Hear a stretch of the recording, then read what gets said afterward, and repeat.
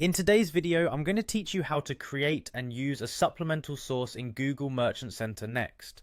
This process may sound a little technical at first, but don't worry, I'm here to guide you step by step so you can manage your product feeds more effectively. Let's dive right in. To begin, you will want to enable the Advanced Data Source Management add-on in your Merchant Center account. To do this, navigate over to the Settings section, click on Add-ons, and activate the Advanced Data Source Management. This tool is essential because it provides you the capability to handle supplemental feeds and ensures optimal management of your data sources. Once you have the add-on enabled, accessing your supplemental feeds is the next step. Head to the Data Sources tab, then click on Supplemental Sources.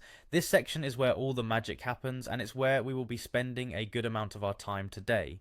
Now let's go ahead and add a new supplemental source. You'll see an option to add a supplemental source. Click on that and choose the option to add product data from a file. This is how you will feed the Merchant Center with the necessary data from your end.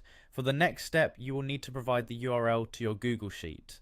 This is very important. Make sure the Google Sheet is publicly accessible. What you need to do here is set the sharing permissions to anyone with the link, so the Google Merchant Center can seamlessly pull the data. Sometimes you might get an error saying this link doesn't appear to be valid. If this happens, don't fret. Simply adjust the URL format by removing everything after the question mark in your link and then append .txt to the end of it. This should fix the issue and make your Google Sheet compatible with the platform. Now that you have successfully entered and formatted your Google Sheet URL, it's time to link it to a primary feed.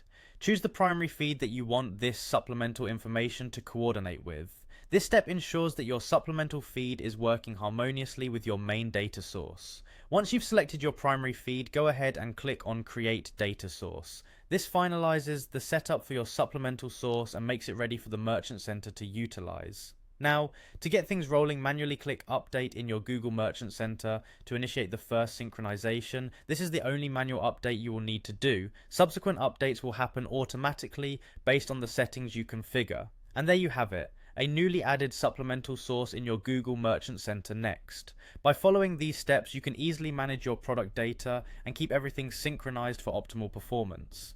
Thanks for watching, and I hope this tutorial makes your digital management a smoother, more efficient process.